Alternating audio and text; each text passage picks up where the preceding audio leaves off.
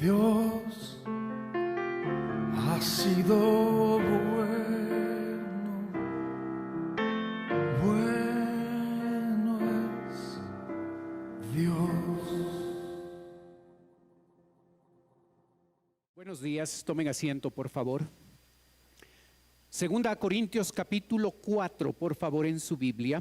Segunda a Corintios capítulo 4. Empezando en el versículo 1, por favor. Segunda a Corintios capítulo 4, verso 1.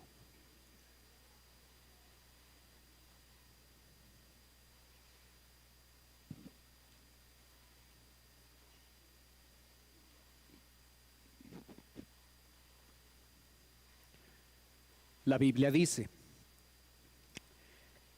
Te encarezco delante de Dios y del Señor Jesucristo, que juzgará a los vivos y a los muertos en su manifestación y en su reino.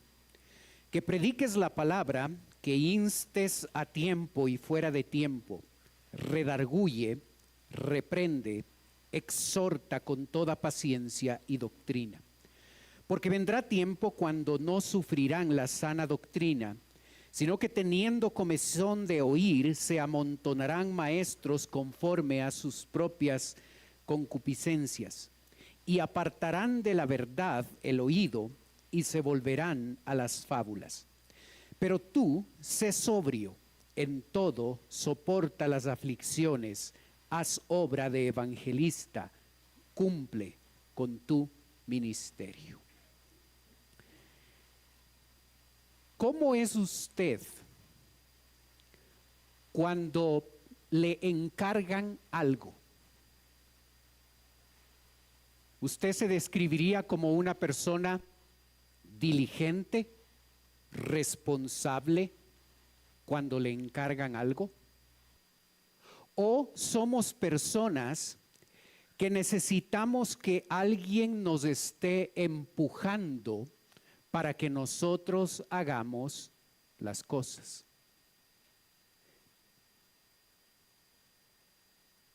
Hay un contraste tremendo entre la forma en la que el apóstol Pablo escribe la primera carta a Timoteo y la segunda carta a Timoteo. La diferencia radica en el hecho de cómo él llega a comunicar los mandamientos en la primera carta y comunica sus mandamientos en la segunda carta. En la segunda carta, él pone énfasis en varios mandamientos y él enfatiza el hecho de que Timoteo debe empezar a cumplir con esos mandamientos. Si le dice que debe empezar a cumplir esos mandamientos es porque él no está cumpliendo esos mandamientos. Le dice que debe empezar a cumplir esos mandamientos y debe hacerlo de manera urgente. ¿Qué debe hacer Timoteo? Desde el versículo 2. Que prediques, que instes, redarguye, reprende, exhorta, sé sobrio, soporta las aflicciones, haz obra de evangelista, cumple tu ministerio.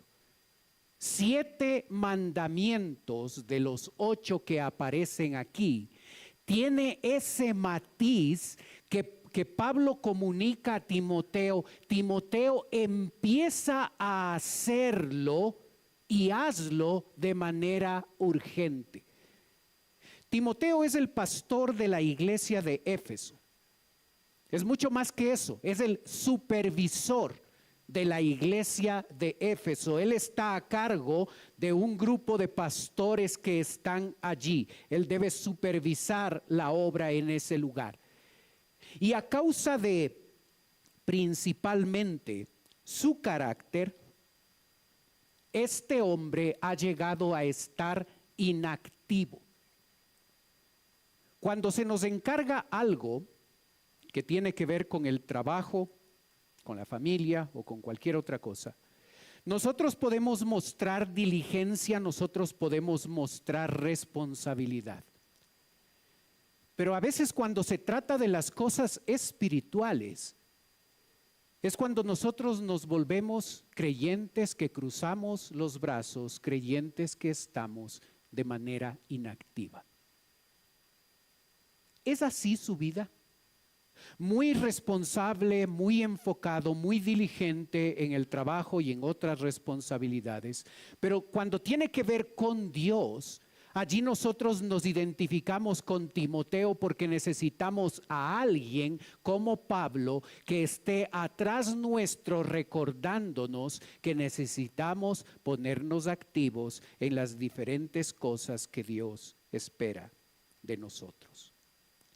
El apóstol Pablo, en el verso 1, comunica la importancia de un encargo que Dios le ha hecho a través de Pablo a este hombre Timoteo. Le dice: te encarezco delante de Dios y del Señor Jesucristo, que juzgará a vivos y a los muertos en su manifestación y en su reino. Para nosotros entender este versículo, necesitamos transportarnos mentalmente a un juzgado, a un juicio. Porque el lenguaje que se utiliza aquí, las palabras que se utilizan aquí, son sacadas de un juicio. Te encarezco. Aquí habla de algo, de un asunto legal. En este asunto legal, un encargo solemne, te conjuro. Aquí están presentes 3 testigos que están observando cuánta importancia, cuánta seriedad y cuánta urgencia Timoteo va a hacer de este recordatorio que Pablo le está haciendo. 3 testigos están tomando nota.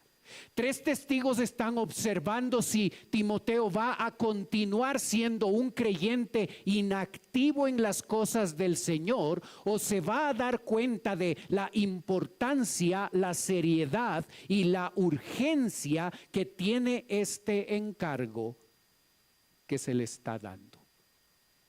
Pablo es el primer testigo. Dios el Padre es el segundo testigo.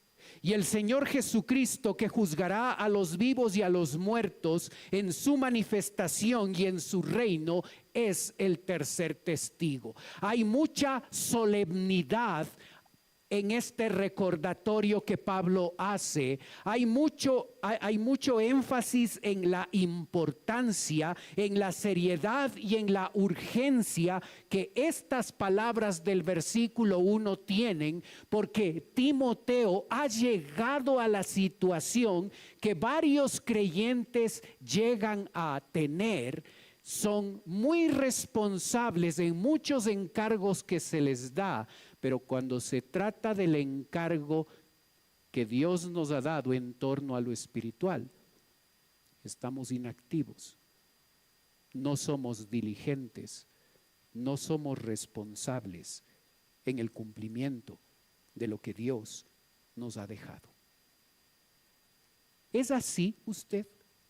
Usted y yo podemos identificarnos con Timoteo, una persona que ha llegado a ser negligente con las cosas de su vida espiritual. Una persona que ha llegado a ser muy responsable en cuanto a otras cosas, pero cuando se trata de las cosas espirituales, de lo que debemos estar haciendo o de nuestro servicio que debemos prestar, nosotros somos creyentes que hemos cruzado los brazos y estamos inactivos en las cosas espirituales. Pablo le muestra la importancia de este encargo, le muestra la seriedad de este encargo y le muestra la urgencia en el cumplimiento que Timoteo debe hacer de este encargo. Hermano, usted y yo un día nos presentaremos delante del tribunal de Cristo y nuestros argumentos, nuestros pretextos, nuestras razones de por qué no pusimos lo espiritual en primer lugar, nosotros tendremos que dar respuesta a eso. ¿Por qué no lo hicimos mientras estuvimos aquí? Es necesario que todos, es requisito que todos sin excepción, allí no habrá la mamita, allí no habrá el pretexto, allí no habrá la razón, es necesario que todos nosotros comparezcamos al tribunal de Cristo para que cada uno reciba según lo que haya hecho mientras estaba en el cuerpo, sea bueno o sea malo. No habrá excusas, no habrá razones que nos justifique si nosotros hemos llegado a no poner como prioridad las cosas espirituales. Es importante, es serio, es urgente. Y luego Pablo, en el versículo 2, puntualiza a través de 5 mandamientos, no sugerencias, 5 mandamientos, lo que Timoteo debería estar haciendo, y con la instrucción que Pablo le da a Timoteo, nos muestra a nosotros cuál debería ser el enfoque en la vida que nosotros tengamos. Sea que trabajemos a tiempo completo para el Señor, sea que tengamos una profesión donde invertimos una buena parte de nuestra semana trabajando y generando recursos para sostener a nuestra familia. Estos 5 elementos que son vigentes para Timoteo lo son para nosotros. Pablo lo plantea como mandamientos. Y como mandamientos que hay que empezar a hacer de manera urgente. Observe verso 2. Que prediques la palabra. Primer mandamiento. La palabra predicar, como lo ves en la pantalla, significa dar a conocer noticias importantes públicamente y en voz alta como un heraldo. Cuando una autoridad quería dar a conocer la información, el WhatsApp de ese tiempo era el heraldo que se paraba en la plaza y pegaba el documento legal allí en la plaza y a viva voz comunicaba lo que el rey o la autoridad esperaba de cada uno de sus súbditos. Predicar la palabra.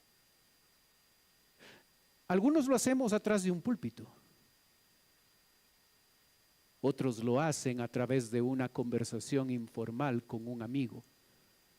Con un creyente al que le están enseñando, le comparten una verdad de la palabra, o con un incrédulo al que le están compartiendo el mensaje de salvación. Pero todos nosotros necesitamos de manera consciente observar la enseñanza de la palabra de Dios que debe salir de nosotros y no debe ser algo aislado en nuestra vida, sino que cada vez que tenemos oportunidad, nosotros comunicamos la palabra de Dios a otros. Segundo mandamiento, que instes a tiempo y fuera de tiempo. Que instes. La palabra significa estar disponible o listo para una determinada función o servicio. En cuanto a comunicar la palabra de Dios, a veces nosotros no estamos disponibles o no estamos listos para cumplir con esa labor. Y es por eso que es necesario que tengamos esa característica de instar, de estar siempre disponibles, de estar siempre alertas y aprovechar toda oportunidad que se nos presenta para nosotros hablar la palabra de Dios a creyentes que necesitan escucharla y hay incrédulos que necesitan el mensaje de salvación. Redarguye. Tercer mandamiento. Significa mostrar que es culpable, dando prueba convincente de mostrar que es culpable. ¿Cuál era la labor de Timoteo? Redarguir. Una actividad que generalmente es descuidada por nosotros los creyentes. Nosotros preferimos no decir nada a un hermano en la fe que sabemos que está en pecado. Nosotros evitamos involucrarnos, evitamos decir nada. No nos han pedido nuestra opinión, no es nuestro asunto, no es nuestro tema, así es que preferimos guardar silencio. En privado podemos pensar y comentar con otros, pero confrontar a la persona que está en pecado, esa no es nuestra actividad. Hermano, le tengo una noticia, es nuestra responsabilidad. Si usted sabe del pecado de alguien, usted debe confrontar a ese hermano. No tiene que ver con gustos personales. No tiene que ver que a mí me parece bien esto o a mí no me parece bien esto. No tiene que ver con gustos. Por eso la primera característica de esta lista de 5 es predicar la palabra. Yo tengo que confrontar el pecado de otro a la luz de la palabra, no lo que a mí me parece, no lo que a mí me gusta, debe ser a la luz de la palabra y no debo hacerlo, no debo redarguir la vida de otro porque soy una persona criticona por excelencia. Yo debo hacerlo porque amo a ese hermano y con esa motivación y con esa razón yo sé que el pecar va a dañar su vida, va a dañar mi vida, va a dañar la vida del cuerpo, la iglesia, y por eso, movido por el amor, yo voy a decirle al hermano, hermano, esto no está bien. Esto no es correcto. La Biblia está en contra de esto. Y nosotros esperamos que ese hermano que sea redarguido tenga el corazón y tenga la humildad para recibir esa expresión de amor y pueda reconocer su pecado y ponerse bien con Dios. No siempre hay ese corazón. Así es que puede ser que cuando usted lo hace, recibe algo, una actitud o una reacción sumamente equivocada. Pero eso no quita nuestra responsabilidad de redarguir. Se espera que nosotros, los que estamos en ese momento redarguyendo a alguien, tengamos el corazón y la humildad para que otro pueda venir a nosotros y confrontarnos con el pecado o con una decisión a la luz de la Biblia equivocada e incorrecta que nosotros hagamos, sin importar nuestra posición y nuestro cargo, que nosotros tengamos la humildad y el corazón adecuado para recibir de otros ese acto de redarguirnos. Se da cuenta que la naturaleza humana, a nosotros no nos gusta eso. Automáticamente nos predisponemos, automáticamente nos ponemos a la defensiva, automáticamente llegamos a pensar, llegamos a reaccionar, pero ¿por qué me dice esto? ¿Por qué me redarguye? No nos gusta eso. Eso no cambia el hecho de que sigue siendo un mandamiento urgente que Dios nos está mandando a cumplir. Redarguye. Luego dice, reprende. Y aunque puede parecer muy similar, observa la diferencia. Reprobar, expresar intensa desaprobación, advertir. Cuando nosotros redarguimos a alguien, es porque sabemos que el pecado en la vida de una persona va a traer a esa persona algo malo. No hay nada bueno en aquel que peca.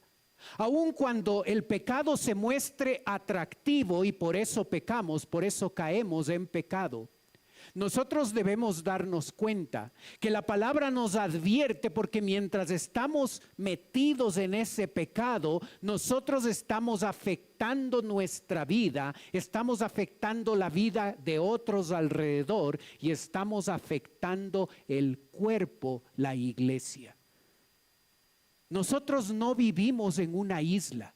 Lo que nosotros hacemos tiene una influencia. No es mi vida y yo puedo hacer lo que quiera porque soy parte de una comunidad, soy parte del cuerpo de Cristo, y cuando yo arbitrariamente tomo la decisión de pecar, no solo mi vida se daña, sino la vida del cuerpo está dañándose. Así es que cada vez que tomas una decisión de pecar, no solo dañas tu vida, dañas la iglesia.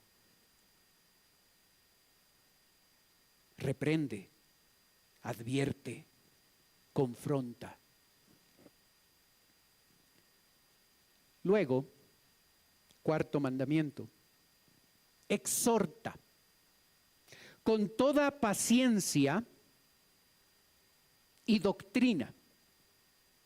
Nuestra exhortación, es decir, ese ánimo y esa consolación que deben tener nuestras palabras. Observa la parte positiva. Mientras redarguir y reprender enfatizan esa parte negativa, exhortar enfatiza esa parte positiva. Animar, consolar, obrar en la vida de la persona, porque a veces está afectada. Con toda paciencia y doctrina. Con toda paciencia y doctrina. ¿Observas? Con toda paciencia y doctrina. Tú debes saber que cuando te pones en esa posición de obedecer a Dios en estas áreas, sobre todo en las áreas de redarguir y de reprender, no todo mundo lo va a recibir bien. Debes ir listo para experimentar una reacción inadecuada, porque solo la persona que ha madurado espiritualmente ha llegado a aprender a recibir de manera correcta, de manera adecuada la reprensión y ese acto de redarguir. Cuando alguien reacciona de manera incorrecta a las reprensiones y a las advertencias, nosotros podemos concluir fácilmente que hace falta madurez. Y por eso debemos ser pacientes y siempre hacer nuestras reprensiones, nuestras acciones de redarguir y de exhortar, no desde nuestro punto de vista, sino basados en la doctrina, basados en la palabra de Dios. Estos son los 5 mandatos, 5 órdenes que Timoteo debe empezar a hacer y debe hacerlo de manera continua. ¿Por qué? ¿Por qué el creyente necesita tomar estos 5 mandamientos y llegar a cumplir de manera urgente? Los versículos 3 y 4 nos dicen el por qué. Porque vendrá tiempo cuando no sufrirán la sana doctrina, sino que teniendo comezón de oír se amontonarán maestros conforme a sus propias concupiscencias y apartarán de la verdad el oído y se volverán a las fábulas. Si esto era un problema que Timoteo debía luchar ya en el primer siglo, tú puedes imaginar que esto es pan de todos los días. No sufrirán la sana doctrina, porque en este tiempo no sufrirán la sana doctrina. La gente no busca la predicación de la palabra. La predicación de la palabra le aburre. Es algo que evita. Es algo que no busca de manera consciente. El incrédulo, obviamente, en el caso de ellos, eso es su característica. Pero tristemente, en la vida del creyente, la sana doctrina llega a ser algo que el creyente no busca. Ya ha aguantado media hora de culto, así es que no le pidan más durante la semana. Ya ha tratado de no dormirse durante el servicio, así es que no le pidan más. Así es que no busca la sana doctrina, no busca la palabra de Dios cada día, no busca aprender más de Él, estudiar en instituto, no busca escuchar durante la semana mensajes de la palabra de Dios, no busca eso.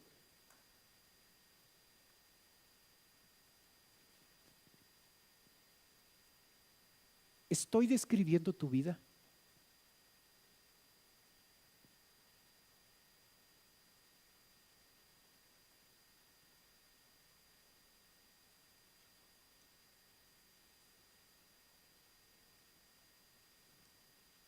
Pero cuando se trata de otros temas, el creyente puede pasar horas metido en el ocultismo, el satanismo, la hechicería. No se pierde la lectura de el horóscopo, las cosas científicas o cualquier otro tema que es contrario a la palabra de Dios. Para eso sí tiene tiempo, para meterse y ver esos videos, para dedicar tiempo, y lo hace con buena actitud, con buena disposición, y pasa tiempo mirando todo eso.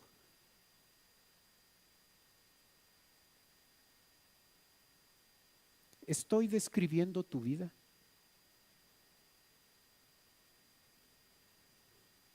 Al final, cuando nosotros pasamos tiempo aprendiendo, mirando, escuchando cosas diferentes a la sana doctrina, lo que llegará a ocurrir, según el versículo 4, es que nos apartaremos de la verdad y nos volveremos a las fábulas. ¿Observas? Nos apartaremos de la verdad. Algunos que están apartados de la verdad no creen que están apartados de la verdad. En verdad creen que han llegado a la verdad. Algunos que se han apartado de la sana doctrina no creen que lo que ahora ellos creen y son sus convicciones, no creen que eso son fábulas, creen que ahora esa era la verdad. Eso es lo que estaban buscando. Y se engañan. Y se convencen de la mentira. Ten cuidado, porque cuando no te interesa la sana doctrina, eso es una luz roja que debe prenderse en nuestra vida y saber que eso es un indicativo de que algo malo está pasando en nuestra vida espiritual. Cuando nosotros empezamos a descuidar nuestra labor, la labor condensada en esos 5 mandamientos: predica, insta, redarguye, reprende, exhorta. Cuando nosotros empezamos a no enfocarnos en eso, somos llevados por querer oír cualquier cosa, sino que teniendo comezón de oír, se amontonarán maestros conforme a sus propias concupiscencias. Se levantarán enseñadores, se levantarán expertos, se levantará gente que comunica cosas contrarias a la palabra de Dios, pero comunica cosas que son llamativas para la gente, y la gente es atraída a escucharles, a seguirles, a leer sus podcasts, a leer la información que ellos ponen en las redes sociales. ¿A quién sigues? ¿A quién sigues en tus redes sociales? ¿A quién sigues en el YouTube? ¿A quién sigues?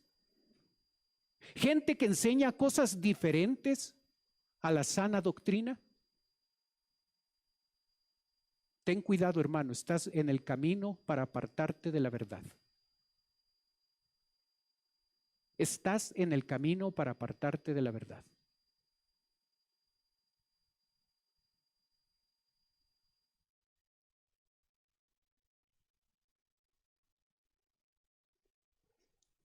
No solo Timoteo debía priorizar estos 5 mandamientos en su vida, sino que debía ser una persona que se caracterice por tener un servicio a Dios diferente, distinto.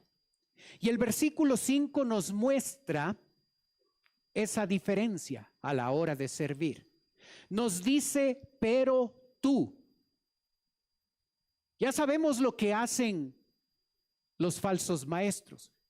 Ya sabemos lo que hace la gente incrédula y algunos creyentes que siguen esa mala doctrina. Ya sabemos lo que hacen ellos y a quién siguen. Pero tú, Timoteo, tú debes ser diferente. Tú, creyente que quieres seguir a Dios, que quieres obedecer a Dios, tú debes ser diferente. Pero tú, sé sobrio en todo, número 1. Soporta las aflicciones, número 2. Haz obra de evangelista, número 3. Cumple tu ministerio, número 4. ¿Observas? Sé sobrio. La palabra sobriedad generalmente trae a nuestra mente cosas que tienen que ver con el licor. El licor hace que nosotros perdamos nuestra sobriedad. Y aunque el término sobrio se aplica a eso, la verdad es que es mucho más grande, mucho más amplio el concepto atrás de la palabra sobriedad. La definición exacta es tener dominio propio en todo. Ser una persona que tiene dominio propio a la hora de hablar. Ser una persona que tiene dominio propio a la hora de reaccionar a diferentes cosas. Tiene dominio propio a la hora de vestirse y no se viste como el mundo. Tiene dominio propio a la hora de actuar de cierta forma. Es una persona controlada.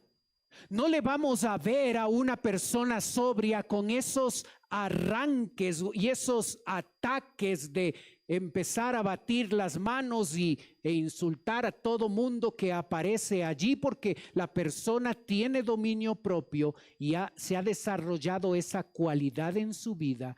Es una persona controlada en todos los aspectos de su vida.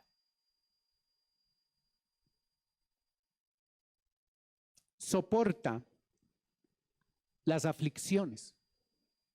Si alguien te atrajo al cristianismo diciéndote que el cristianismo era fácil, venga nomás que aquí todo es chévere, no te dijo la verdad. Porque es difícil. Y porque para aquel que quiere vivir piadosamente, esa persona recibirá persecución.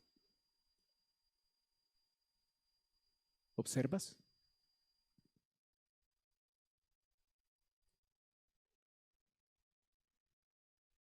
Así es que no es fácil. Y aquel que quiere ser ejemplo y quiere vivir bien su vida cristiana, eso atraerá aflicciones. ¿Vale la pena pagar el precio? Por supuesto que sí. No hay mejor vida, no hay mejor forma de vivir. Y aquellos creyentes que han experimentado esa vida van a saber que no hay mejor vida que la vida cristiana, pero eso no quita el hecho de que habrá aflicciones, habrá cosas difíciles a la hora de vivir esa vida cristiana. No está hablando de problemas y dificultades que nosotros generamos por nuestras malas decisiones y pecados. Habla de el sufrimiento que viene a nuestra vida a causa de vivir de manera correcta la vida cristiana. De esas aflicciones está hablando. Soporta las aflicciones como buen soldado de Jesucristo. Luego dice: haz obra de evangelista. ¿Cuándo fue la última vez que compartiste el evangelio con alguien?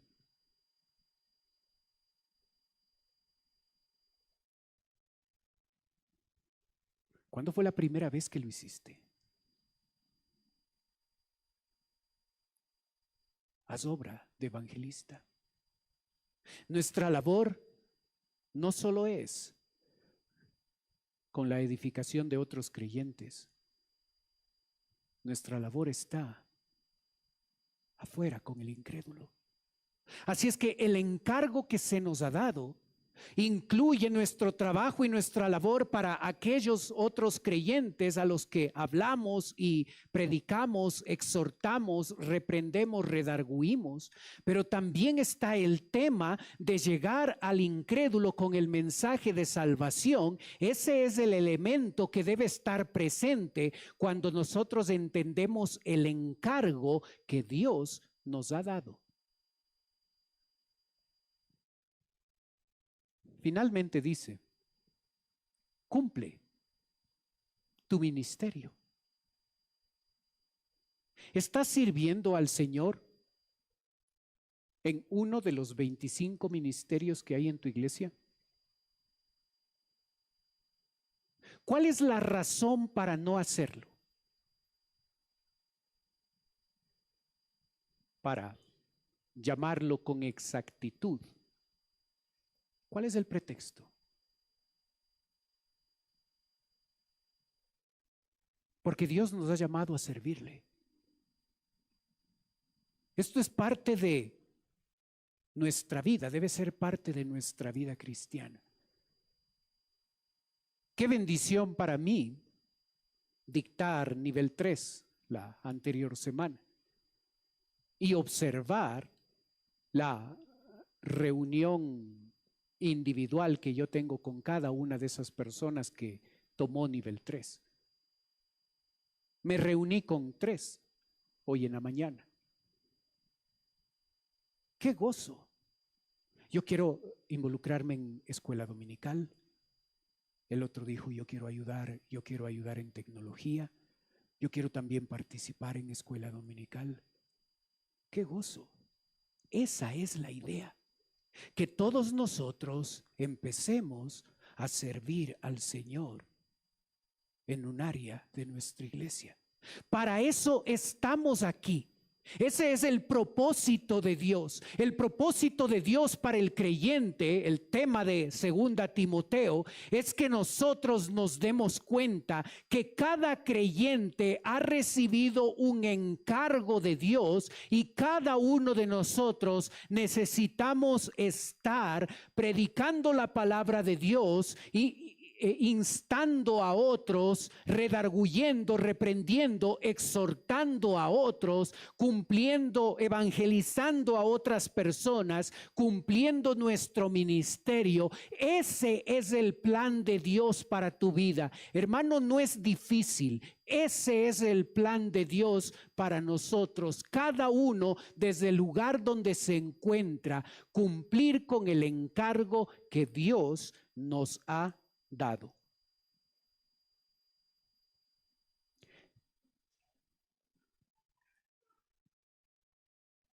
¿Cuán bueno eres tú al cumplir con los encargos que otros te dan?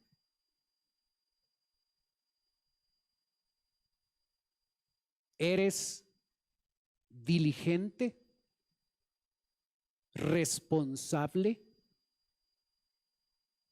¿O hay que estarte empujando para que hagas lo que debes hacer? Hay que estar como con nuestros hijos. Tiende la cama, lávate los dientes, báñate, haz deberes y todo el montón de cosas que nosotros hacemos como padres. Y antes de ponernos a juzgar a nuestros hijos, nosotros también somos así. Súper responsables y diligentes con los encargos que tienen que ver con nuestra familia, con nuestra profesión, con nuestro trabajo, con nuestras cosas, pero sumamente irresponsables en la vida espiritual, con el encargo que Dios nos ha dado. Observa cómo en el versículo 1, como dije, el lenguaje del apóstol Pablo es tremendo. Está tratando de hacerle asustar a Timoteo para que Timoteo se dé cuenta de lo importante, de lo solemne, de lo serio y urgente que es para el creyente tomar el encargo de Dios y realmente enfocarse en su vida cristiana, hacer lo que necesitamos hacer cada día, compartir la palabra con el creyente, compartir la palabra con el incrédulo, porque se nos ha encargado eso, y si nosotros no tomamos en serio, estamos en el juzgado y nuestro Padre Celestial está allí, y Jesucristo, quien juzgará a vivos y a muertos, está allí. No valdrá ninguna excusa. No valdrá ningún argumento que tengamos cuando nosotros nos presentemos ante el tribunal de Cristo, porque como dice la Biblia, es necesario que todos, sin excepción, allí no estará la mamita para ayudarnos con lo que tenemos que hacer. Allí no estará la persona que intercede por nosotros, que se pone adelante para enfrentar las cosas que nos toca enfrentar porque nosotros no podemos. todos estaremos delante del tribunal de Cristo y daremos respuesta ante el encargo solemne que Dios ha dejado en nuestras manos. Y muchas veces somos tan diligentes y tan responsables con cosas importantes, pero cuando se trata de lo espiritual, somos tan negligentes y tan irresponsables. No habrá argumento que valga cuando tú y yo estemos frente a nuestro Salvador. No habrá pretexto. No habrá razón. ¿Qué hiciste con el encargo que te dejé? Oremos.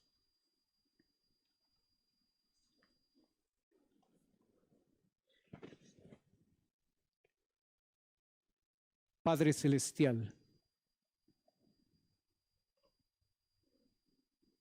gracias por el privilegio de poder escuchar tu palabra. Gracias por entenderla. Gracias por saber lo que tú esperas de nosotros. Padre, yo ruego que a la luz de lo que tú nos has dicho, cada uno de nosotros podamos evaluar nuestra vida y tomar decisiones. Ayúdanos a ser personas diligentes, irresponsables a la hora de cumplir tu encargo. Que con mucha responsabilidad y con mucha diligencia nosotros, al saber lo que tú esperas de nosotros, cumplamos con el encargo solemne que nos has dejado. Ayuda, Padre, a cada uno de nosotros a tomar decisiones hoy.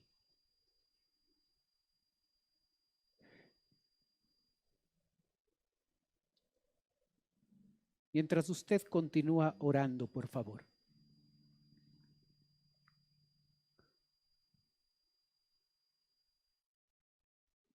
Puede ser que hay alguien que está aquí por primera vez. Si ese es su caso, y usted quisiera permitirme orar por usted, mientras los demás tienen sus ojos cerrados, usted puede levantar su mano. Gracias.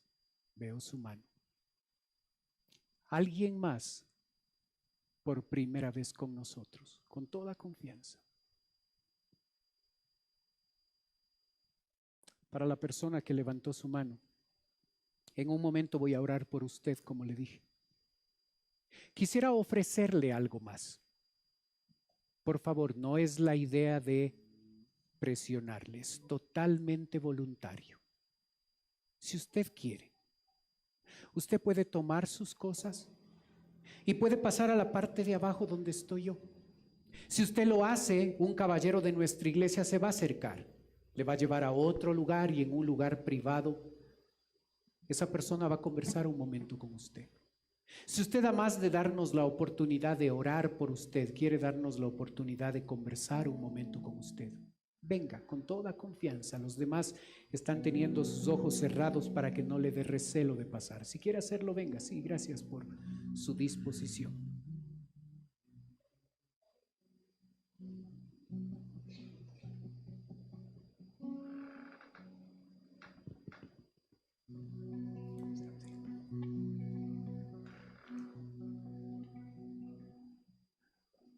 Padre Celestial, te ruego por la persona que acaba de pasar.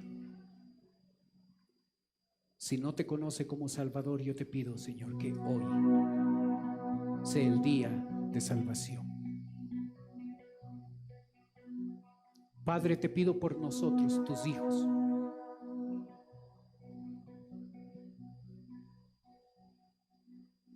Ayúdanos a ser diligentes en el cumplimiento del encargo que nos has dejado. Pedimos tu bendición, Señor. Oramos en el nombre de Cristo Jesús. Amén. Dios ha sido